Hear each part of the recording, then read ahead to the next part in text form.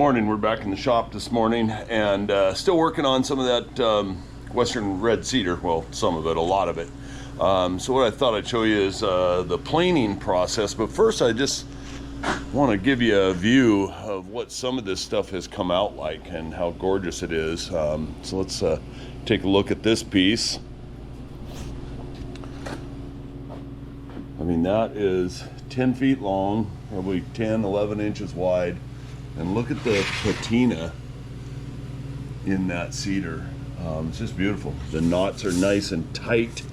And here's another one that, you know, these are just gorgeous boards. So we're gonna run some more of this morning. I've already run these stacks, these two stacks here. We're gonna run these 4 or 5 that I brought in, and we ran these, and these are, like I say, what's going to be, this is going to be all the trim for my base boards and my door casings and window casings and everything in our cabin.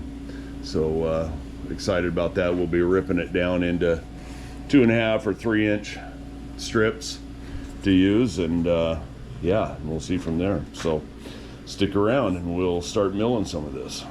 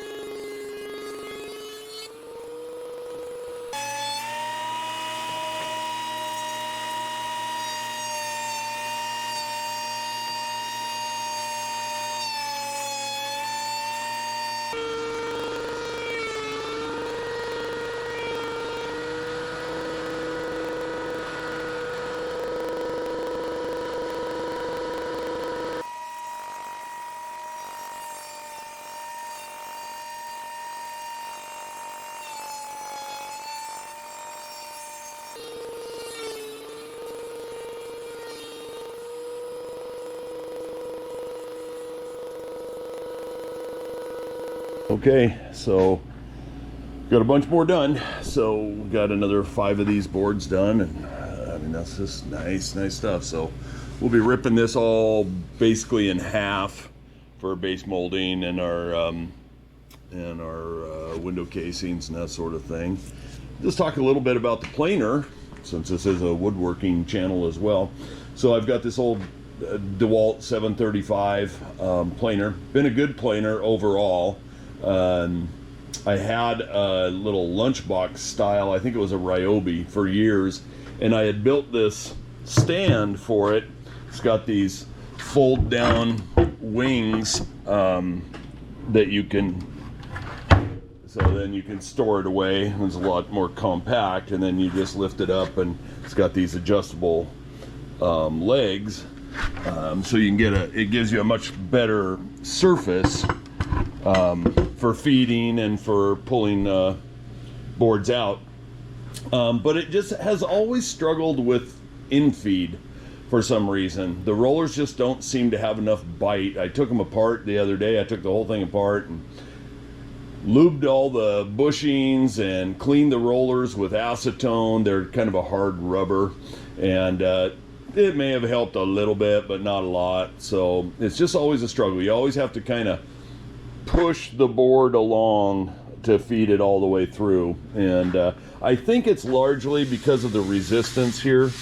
You got this board, then you got the table that goes through the planer, then you got the outfeed, and I think all that resistance just overcomes it, overcomes the pulling strength of those rollers. So but overall it's been a good machine, and I'm in the market now for a much larger one, a stand-alone floor model, like a 20-inch wide one, 3 to 5 horsepower, 220 volt. That's what I'm looking for right now, to go with the sawmill, so we can, when we do get if somebody wants some lumber planed or something, we can do that for them as well.